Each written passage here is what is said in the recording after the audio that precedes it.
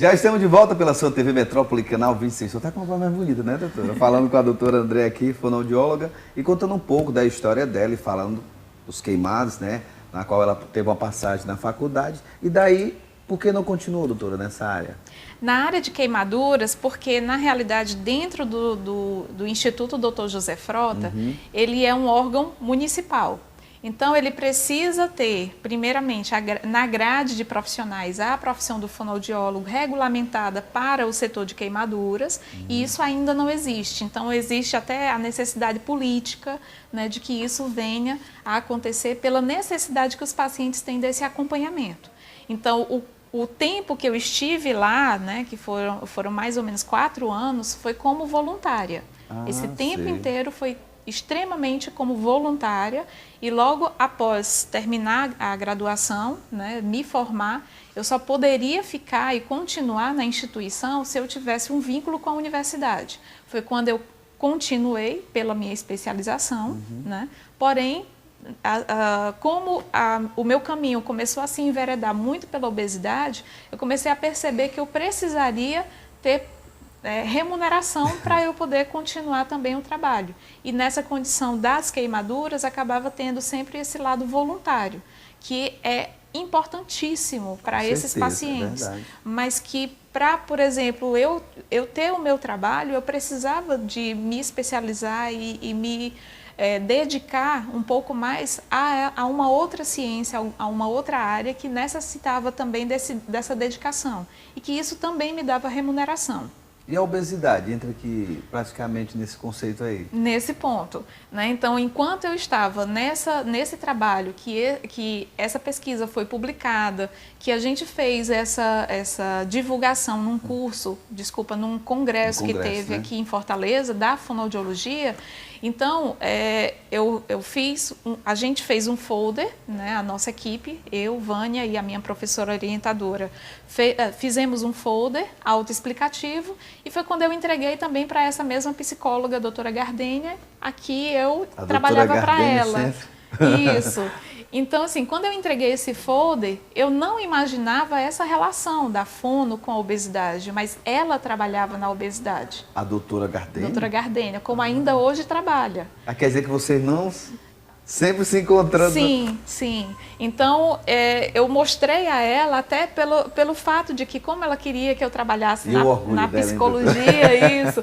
Então, eu quis mostrar pelo menos assim, olha, eu não fui para psicologia, mas está aqui na fono, eu estou fazendo. E nem saí do lado de você, do seu lado direto. Isso. E assim, posso dizer que foi coincidência, mas uma perspicácia, uma visão muito boa dela, de ao ler o meu folder, perceber que a gente trabalhava com mastigação.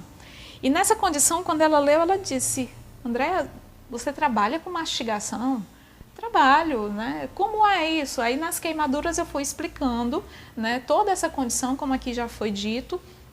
E quando ela me disse, olha, eu tenho uma paciente que fez a cirurgia, né, de redução do estômago e que não consegue comer determinados alimentos. Você poderia avaliá-la para mim?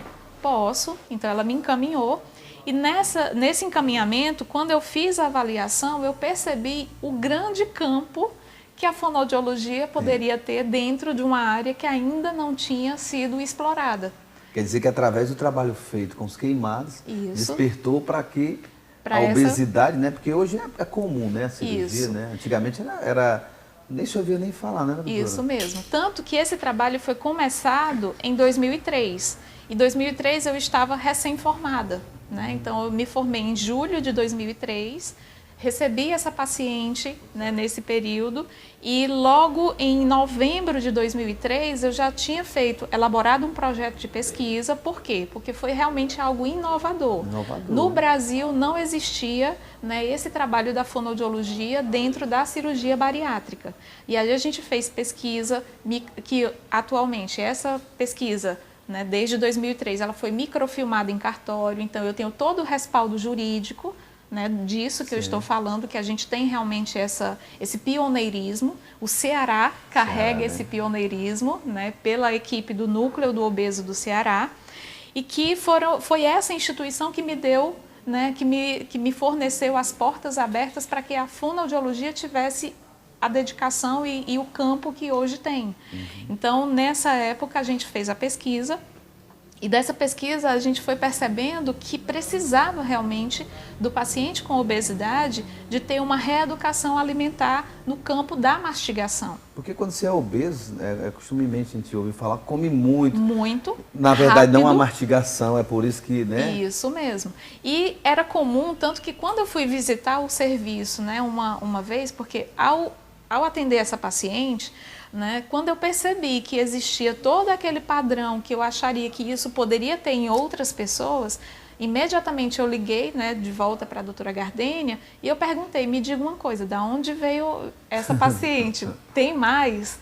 Ela disse, vem aqui na instituição participar de uma reunião para saber como que isso acontece, né, e fui à instituição e percebi que, por exemplo, em uma reunião com 15 pacientes, basicamente 12 ou 13 disseram, né, a maioria disseram ter a dificuldade, mas o que me chamou a atenção da mastigação era sempre para o sólido. Então, nenhum deles reclamou de ter vomitado com sopa, de ter vomitado com macarrão, não. Mas não conseguia mais comer carne vermelha, não conseguia mais comer arroz, não conseguia mais comer farofa. Então, essa condição me chamou a atenção pela coincidência. Todos esses alimentos eram sólidos. Então, a fonoaudiologia entra de novo nessa condição da gente poder trabalhar. Como a gente restabelece a condição de mastigação e deglutição, então, nessa conduta, eu percebi que a gente poderia também trabalhar nesse restabelecimento desse paciente. E aí, mais uma vez, pesquisa. Né, publicação, né, pesquisa científica com publicação na área para poder provar realmente que precisaríamos estar ali, né, com toda essa conduta. E ainda posso até dizer mais uma coisa, que o cirurgião da equipe, ele, quando viu os resultados que foram apresentados no Congresso do Rio de Janeiro em 2004, né, ele viu os resultados e disse, André, olha, eu acho muito interessante esses resultados, mas eu tenho um desafio para você, que é assim, eu tenho alguns pacientes que têm realmente uma dificuldade muito maior, né, que eles vomitam muito. Isso depois da cirurgia? Isso depois da cirurgia. Então, eu queria que a fono pudesse me mostrar resultado. Então, eu lhe dou os meus pacientes que são mais severos para eu entender como é o trabalho e se realmente tem algum efeito positivo, né? Então, não foi uma forma de dizer, que bonitinho, a fono está ali. Não, foi algo desafiador mesmo. Eu lhe dou os meus pacientes mais severos e me dê resultado, porque aí a fono pode entrar. Né? E com isso realmente aconteceu. Né? Com esses pacientes, uma grande parte deles... Teve que reeducar praticamente toda a alimentação, né? Isso mesmo. E alguns que não conseguiam mais se alimentar de nada sólido, eles tiveram uma evolução muito boa. E nessa conduta, eles retornaram para o doutor, né, para o cirurgião, dizendo o que estava acontecendo, né, que tinham melhorado com essa orientação da fonoaudiologia. Sim. E foi quando o médico me solicitou para eu estar na equipe para não deixar que o paciente ficasse nessa condição severa. E aí a orientação já era muito mais abrangente, mas a adesão do paciente ainda era difícil, por justamente o não conhecimento, né, de que a fonoaudiologia também poderia trabalhar na mastigação. Então, geralmente, os pacientes, quando entravam no meu consultório, perguntavam, me diga uma coisa, eu vim aqui para quê? Eu vim aqui para aprender a falar, mas eu já sei. Eu não vou nem cantar, né? Isso. Então, nessa conduta, né, era que eu precisava primeiro esclarecer que não era na fala, era na mastigação, que a alimentação é algo importante e que hoje tem até um slogan lá da clínica dizendo assim, que o sucesso da cirurgia está na mastigação e a pressa é a inimiga da refeição, né? E também da perfeição, né? Então, nessa condição, a gente acaba tendo mesmo esse espaço, né, que é valorizado pela equipe por perceber que a fonoaudiologia também causa, né, uma evolução muito boa. Dentre as outras ciências, a fonoaudiologia também trata e a obesidade também começa muito através da mastigação, né? Sim. Alimentação além do desejável. Isso. A parte da digestão. Né? Isso aí, mesmo. então, você mastigando, você fazendo todo o procedimento, evita com que seu organismo se sobrecarregue Isso e venha mesmo. ficar igual o Diego Garfield aí, né? Isso Gordo é e verdade. amarelo, né? E você não sai daí, não. Daqui a pouco a gente volta, viu, Garfield?